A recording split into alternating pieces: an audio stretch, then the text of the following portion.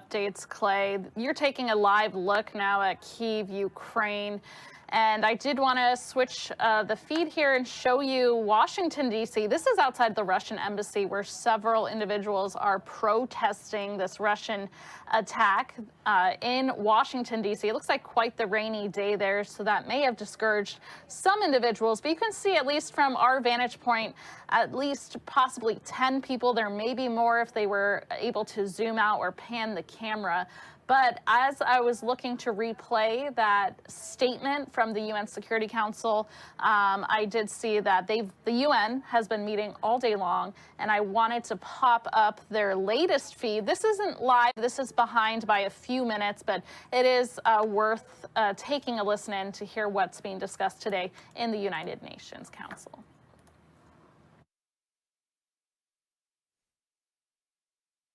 Election of a President of the Republic, according to the Constitution, within 30 days of the election of the Speaker.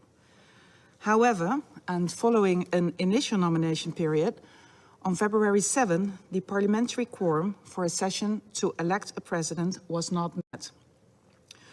Parliament decided to reopen the nomination period for another 3 days. The Federal Supreme Court has not yet ruled on whether this reopening was constitutional, but did rule one candidate ineligible. Now, once the president is elected, he or she will, within 15 days, according to the Constitution, charge the nominee of the largest parliamentary bloc, that is the Prime Minister designate, with the formation of a Council of Ministers to be endorsed by Parliament. Well, clearly the current situation suggests that we are not there yet. And while political consultations continue, or perhaps more accurately, the political impasse continues, time just passes by, precious time.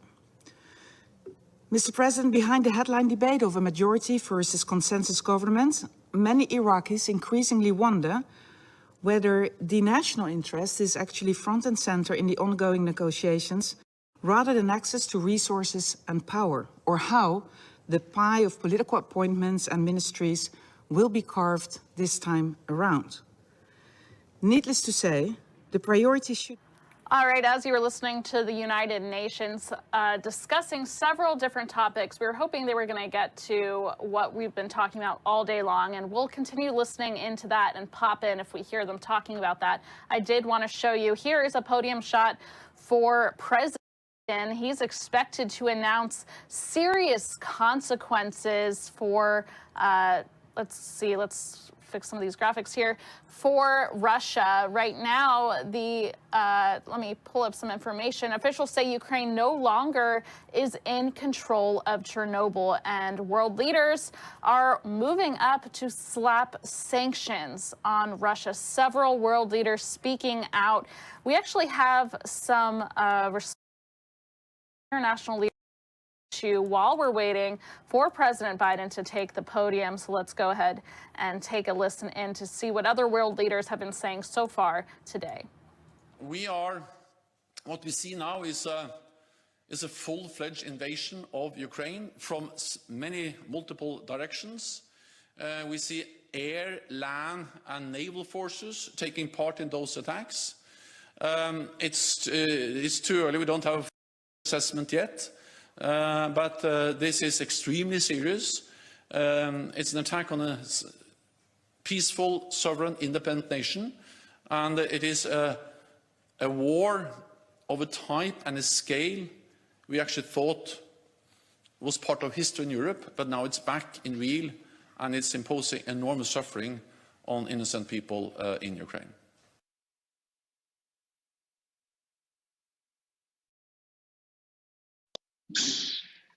It was very tough this morning for the whole Ukraine, and especially as well for our city, because during that night, during this morning, we see information from all of Ukrainian cities about these explosions.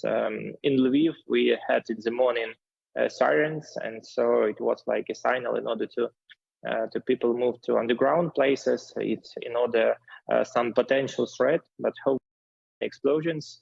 So right now, city works like usual services. So we have water supply, heat supply, so we have transport, and so banks and all and other institutions work. So we, together with state security service, with regional administration, with police, manage our work, and we have common headquarters and to provide the services for our residents at this moment.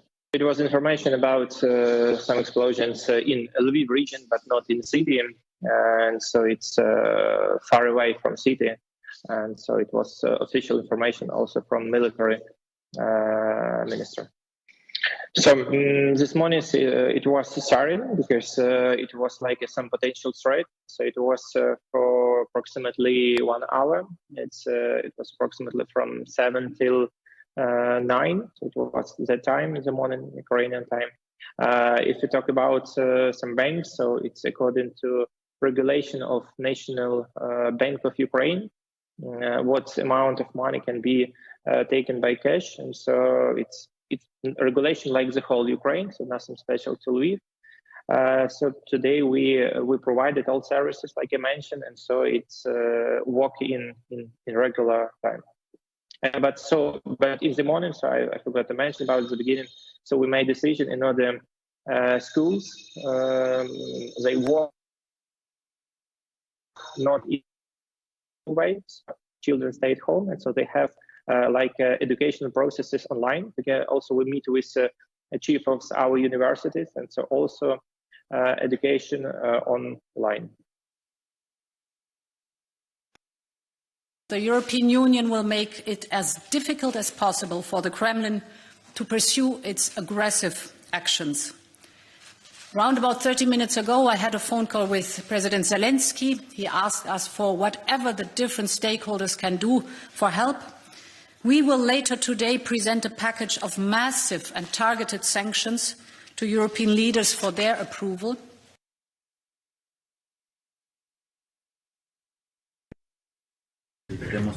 What President Zelensky described to me this morning was a situation of total war, asking for our solidarity, European and international coordination, initiatives towards Russia, and contact that I will have with him after this council meeting. I wanted us to, of course, first of all, come back to the amount of the operations so that we can then plan all short-term actions to be taken ourselves and initiatives to be taken at European and international level. Et des initiatives à prendre au niveau européen et international.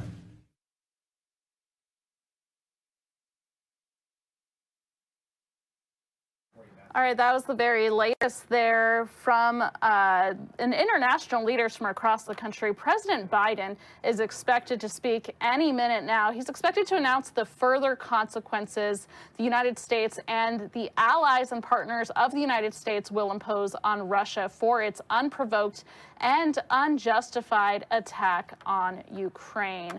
So I'm going to go ahead and pop up two different views here. We're going to, of course, keep an eye on the White House, but also I wanted to show you some views outside of the Russian embassy where it looks like you can see an individual straight in front of the camera saying, "Stop Putin now." You see a variety of signs. Unfortunately, it's raining, so it's difficult to read some of the signs as the markers running off of that poster board. But essentially, they're there to oppose Russia's actions against Ukraine. We are waiting on President Biden to give us the very latest in terms of sanctions against Russia. So while we're waiting on that, I'm going to go ahead and play some reaction for you from U.S. Senator Roger Wicker. He's a senator from Mississippi. A lot of our states, our lawmakers are speaking out about what's happening in Russia and Ukraine. So let me pop up this video for you so we can hear some of that reaction now.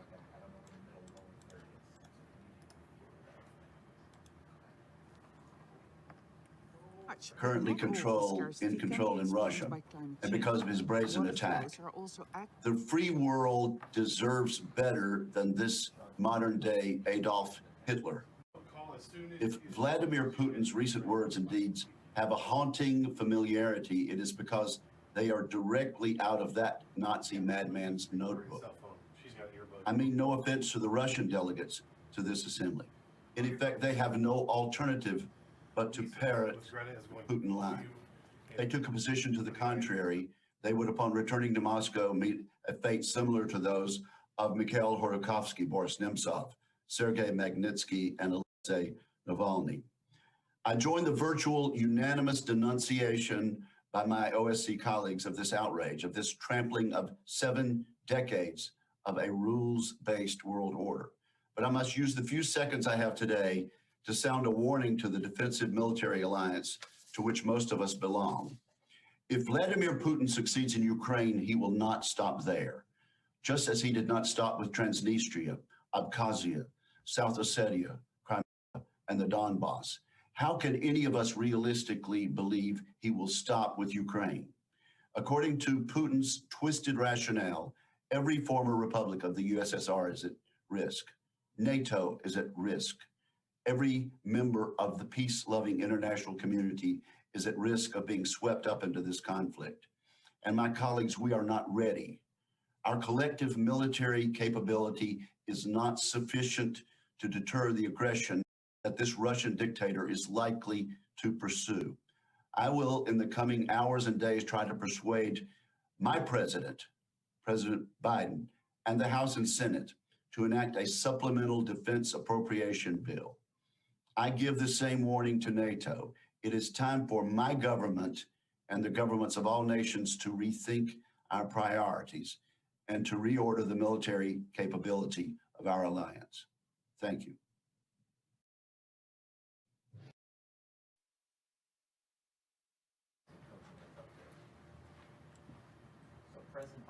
All right, again, you were taking a live look there outside of the Russian embassy. We are waiting for President Biden to take to the podium to give us not only his reaction about what's happened so far today, but also to talk to us about some consequences he intends to make in terms of what Russia has done. So a lot of people across the nation are reacting to this, including Americans who have loved ones across the world in Ukraine. Our station in Omaha, Nebraska interviewed one of those individuals. Let's take a listen in to see how that's affecting them here in the United States. Continue to rise on the Russian-Ukrainian border, and it's leaving American citizens with families in Ukraine on edge. Ashley Richardson spoke with one man living in Omaha, now whirled away from his family as they face what's to come. Pavel Domenico lives here in Omaha. He's originally from Western Ukraine, where his grandparents, aunts, uncles, and cousins are all still living.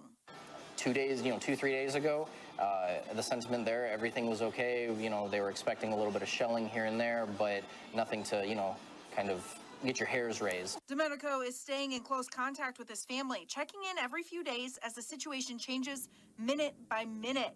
He says even though tensions are highest on the eastern side of the nation, he's still concerned. Now, everyone seems to be mobilizing. Everyone seems to be, headed over to the eastern front of Ukraine and things like that. And again, we still don't know actually what the actual situation is. Domenico says with so many different news outlets reporting different things about the ongoing crisis, it's difficult to know what's happening in real time.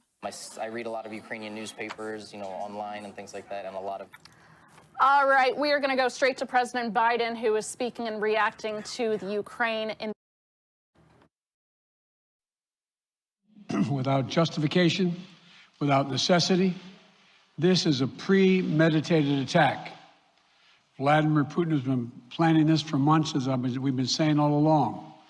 He moved more than 175,000 troops, military equipment, and positions along the Ukrainian border.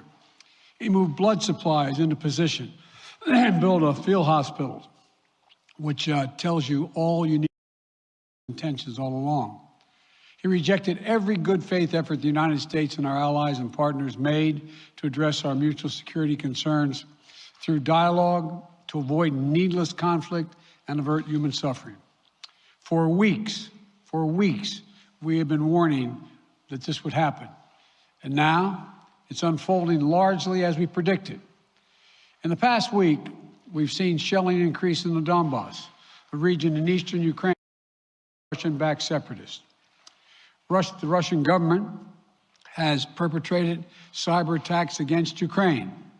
We saw a staged political theater in Moscow, outlandish and baseless claims that Ukraine was about to invade and launch a war against Russia, that Ukraine was prepared to use chemical weapons, that Ukraine committed a genocide.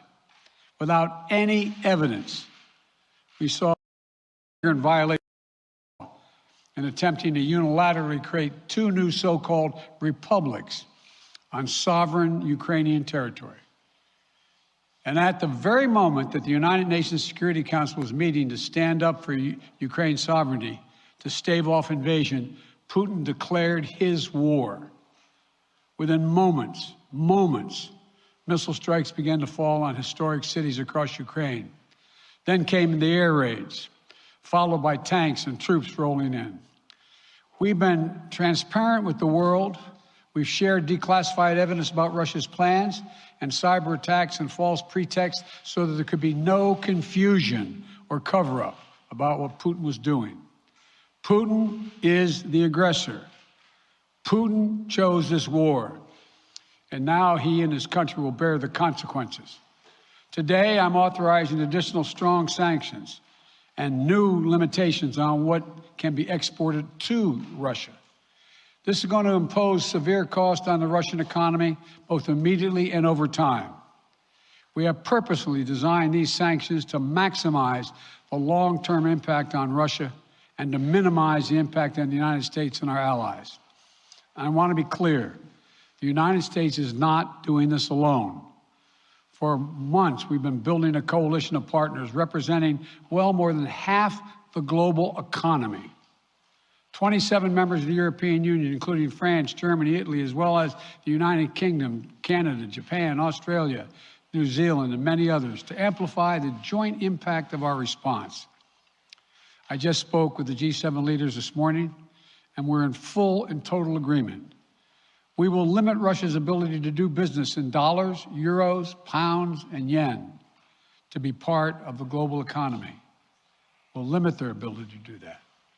We're going to stunt the ability to finance and grow the Russian military. We're going to impose major, and we're going to impair their ability to compete in high-tech 21st century economy. We've already seen the impact of our actions on Russia's currency and the ruble, which early today hit its weakest level ever in history. The Russia stock market plunged today. The Russian government borrowing rate spiked by over 15%. In today's actions, we've now sanctioned Russian banks that together hold around $1 trillion in assets. We've cut off Russia's largest bank, a bank that holds more than 1/3 of Russia's banking assets by itself, cut it off from the U.S. financial system. And today, we're also blocking 4 more major banks. That means every asset they have in America will be frozen. This includes VTB, the second largest bank in Russia, which has $250 billion in assets. As promised, we're also adding the names to the list of Russian elites and their family members that we're sanctioning as well.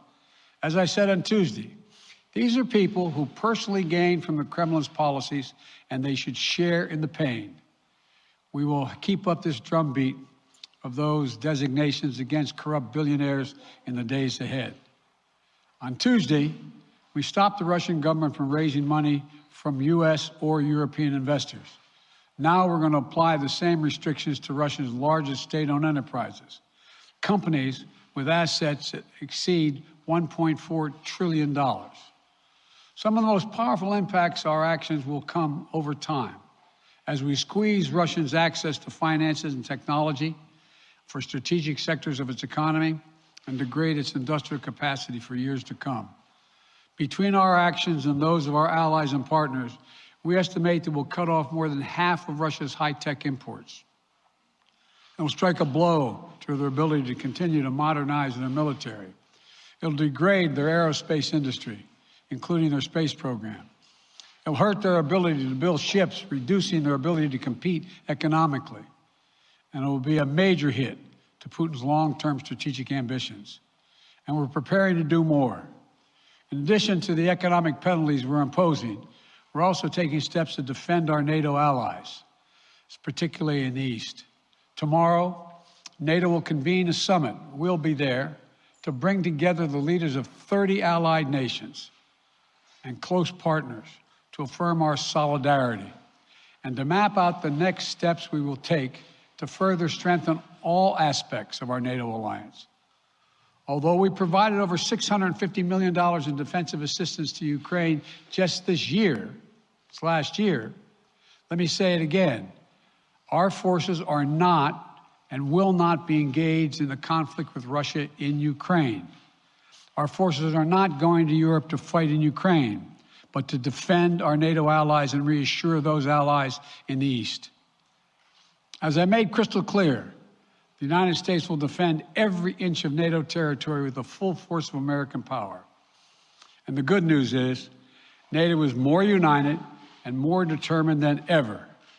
There is no doubt that the United States and every NATO ally will meet our Article 5 commitments, which says an attack on one is an attack on all.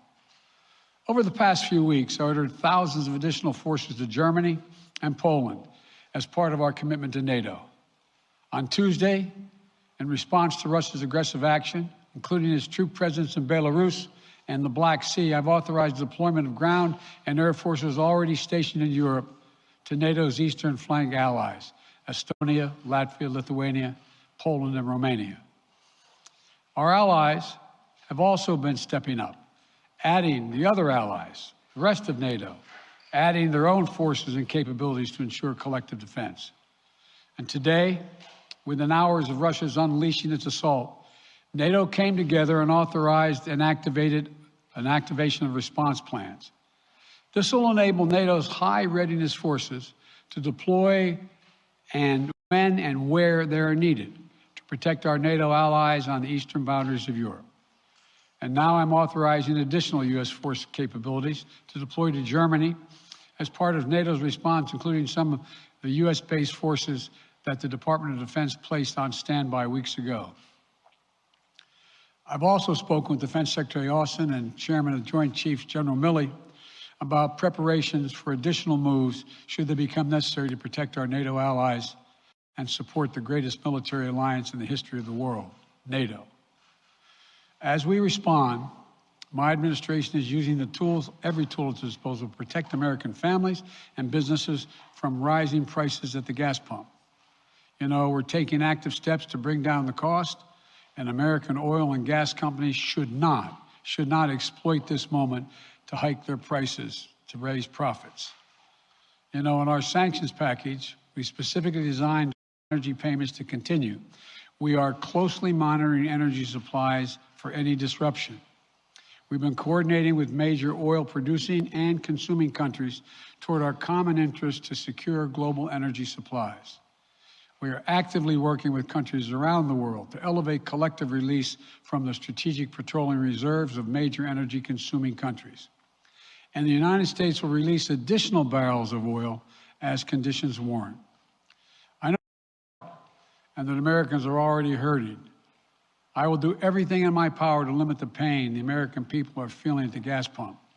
This is critical to me. But this aggression cannot go unanswered. If it did, the consequences for America would be much worse. America stands up to bullies. We stand up for freedom. This is who we are. Let me also repeat the warning I made last week. Cyber attacks against our companies, our critical infrastructure. We are prepared to respond. For months, we've been working closely with the private sector to harden their cyber defenses, sharpen our ability to respond to Russian cyber attacks as well.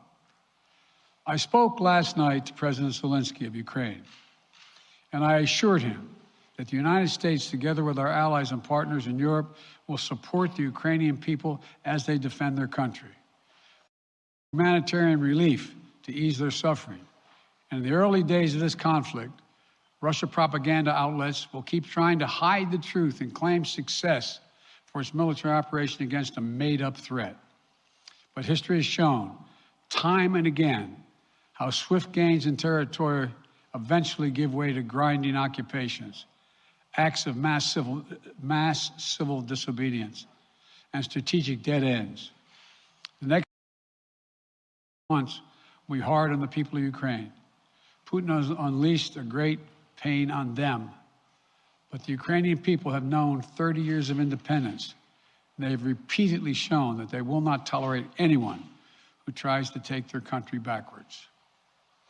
This is a dangerous moment for all of Europe, for the freedom around the world. Putin has committed an assault on the very principles that uphold the global peace.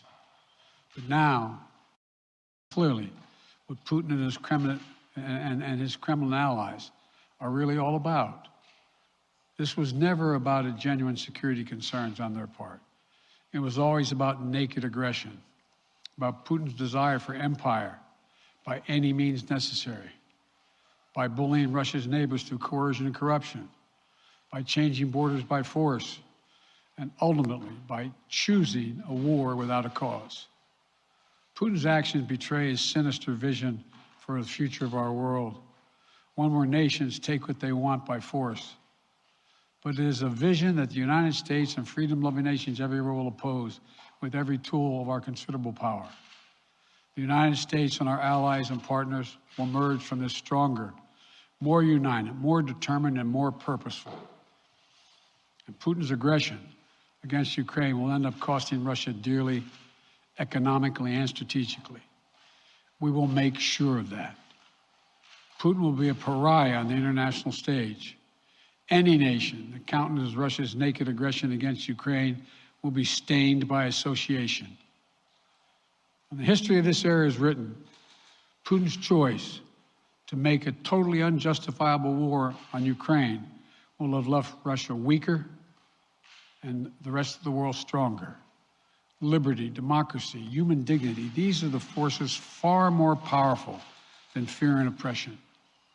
They cannot be extinguished by tyrants like Putin and his armies. They cannot be erased by from people's hearts and hopes by any amount of violence and intimidation. They endure. In the contest between democracy and autocracy, between sovereignty and subjugation, make no mistake, freedom will prevail. God bless the people of a free and democratic Ukraine, and may God protect our troops. Mr. President. Associated Press, Zeke. So do you have any plans to speak with President Putin at this point? And what interactions have you had with the Russian government? I heard the first part. Do I have any plans to speak with Putin at this point, and what? What communications have you had with the Kremlin as far as military operations in Ukraine and making sure this does not spiral into a larger conflict? Well, it's a large conflict already. The way we're going to ensure it's not going to aspire to a larger conflict is by providing all the forces needed in the Eastern European nations that are members of NATO. NATO is more united than it's ever been, and I have no plans to talk with Putin. Wall Street Journal, Tarina. Mr. President, you didn't mention SWIFT in your sanctions that you announced. Is there a reason why the U.S. Isn't doing that? Is there a disagreement among allies regarding SWIFT and whether Russia should be allowed to be a part of it? The sanctions that we've proposed on all their banks have of equal consequence, maybe more consequence than SWIFT, number one. Number two, it is always an option, but right now that's not the position that the rest of Europe wishes to take. Cecilia Vega, ABC. Sir, sanctions clearly have not been enough to deter Vladimir Putin to this point. What is going to stop him? How and when does this end? And do you see him trying to go beyond Ukraine? And a second question I'll just give to you now. This statement that he gave last night, the threat that he gave, the West will face consequences greater than any you have faced in history. Is he threatening a nuclear strike? I have no idea what he's threatening. I know what he has done, number one. And number two, no one expected the sanctions to prevent anything from happening. It has to show, this is going to take time, and we have to show resolve. So he knows what's coming. And so the people of Russia know what he's brought on them. That's what this is all about. This is going to take time. It's not going to occur. He's going to say, oh my God, these sanctions are coming. I'm going to stand down. He's going to test the resolve of the West to see if we stay together. And we will. We will, and it will impose significant costs on him. Will he go beyond Ukraine, sir? Do you see him going beyond? Yes. Two topics, just really quick. First, markets are down and gas prices are up. I know you always stress the difference between Wall Street and Main Street, but everybody seems to be in for some economic pain. How economically painful is it going to get for people in this country? And I do have one more question. First of all, there's no doubt that when a major nuclear power attacks and invades another country, that the world is going to respond, and markets can respond all over the world. So there's no doubt about that, number one. Number two, the notion that this is going to last for a long time is highly unlikely as long as we continue to stay resolved in imposing the sanctions we're going to impose on Russia, period. What's the next question? I'm sorry. The next question is, did you underestimate Putin, and would you still describe him the way that you did in the summer as a worthy adversary? At the time, he was, I made it clear, as an adversary, and I said he was worthy. I didn't underestimate him. And I've read most of everything he's written. Did you read I shouldn't, I'm not a wise guy. You heard the speech he made, almost an hour's worth of speeches, why he was going into Ukraine. He has much larger ambitions in Ukraine. He wants to, in fact, reestablish the former Soviet Union. That's what this is about. And I think that his ambitions are completely contrary to the place where the rest of the world has arrived. You're confident that these devastating sanctions are going to be as devastating as Russian missiles and bullets and tanks? Yes, Russian bullets, missiles, and tanks in Ukraine. Yes, I am. Thank you, President Biden. If sanctions cannot stop President Putin, what penalty can? I didn't say sanctions couldn't stop him. You've been talking about the threat of these sanctions for several weeks now. Yes, but the threat of the sanctions and imposing the sanctions and seeing the effect of the sanctions are two different things. They're two different things. And we're now he's going to begin to see the effect of the sanctions. And what will that do? How will that change his mindset here, given he's because attacking it will so Ukraine weaken as we his speak? country that he'll have to make a very difficult choices of whether to continue to move toward being a second-rate power or, in fact, respond. You said in recent weeks that big nations cannot bluff when it comes to something like this. You recently said that the idea of personally sanctioning President Putin was on the table. Is that a step that you're prepared to take? And if not, It's not a bluff, it's on the table. sanctioning President Putin? Yes. Why not sanction him today, sir? Mr. President? Why not sanction him today, sir? Mr. President, if I can, you detailed some new sanctions today and said the impact it will have over time. But given the full-scale invasion, given that you're not pursuing disconnecting Russia from what's called SWIFT, the international banking system, or other sanctions at your disposal, respectfully, sir, what more are you waiting for? Specifically, with the sanctions we've imposed exceed SWIFT. The sanctions we imposed exceed anything that's ever been done. The sanctions we imposed have generated 2/3 of the world joining us. Profound sanctions. Let's have a conversation in another month or so to see if they're working. Yes. Can I ask you about Zelensky? Sir, you spoke to Vladimir Zelensky yesterday, sir. What's the risk that we are watching the beginning of another Cold War, and is there now a complete rupture in U.S. and Russian relations? There is a complete rupture right now in U.S.-Russian relations if they continue on this path that they're on. And in terms of a Cold War, that depends. You have the rest of the world in total opposition to what he's doing, from Asia to South America to Europe to around the world. And so it's going to be a cold day for Russia. The idea, you don't see a whole lot of people coming to his defense. And are you, if I could follow up, sir, are you urging China to help isolate Russia? Are you urging China to help isolate Russia? I'm not prepared to comment on that at the moment.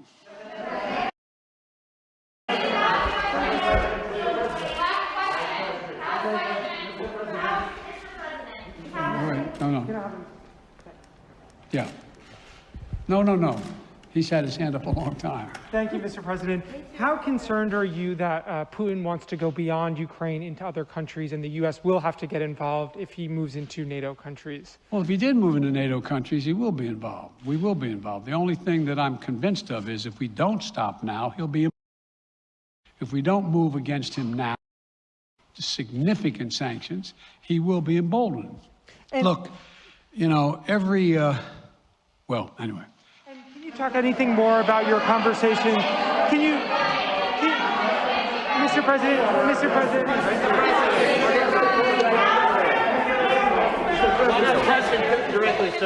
Why not sanction Putin directly today? I'm sorry, I can't hear you. Sir, India, which is a major defense partner of the United States, is India fully with you on the issue of Ukraine and Russia? Does the Defense Department of the United States? Sir, India is one of your major defense partners. Is India fully in sync with the United States on Russia? We're in consultation with India today. We haven't resolved that completely. One more question. Okay, thank you all very much. Thank you.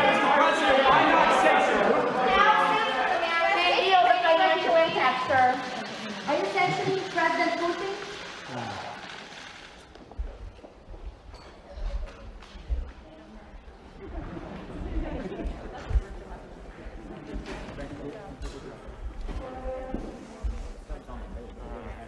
All right, you were just listening to President Biden talk about the different sanctions and his plan to deal with Russia after they've invaded Ukraine. We're going to go now to Clay Osterley, who's going to read some statements and reaction that we've received throughout the morning. Clay. Yeah, this is a statement coming from the White House. Yesterday evening here, President Zelensky reached out to me tonight, and we just finished speaking. I believe this is coming from the president from last evening. I condemned this unprovoked and unjustified attack by Russian military forces, and I briefed him on the steps we are taking to rally international condemnation, including tonight at the UN Security Council. I wanted to get over to a couple of other statements that we have received so far today. Here's one from Shelley Moore. She is a senator in West Virginia.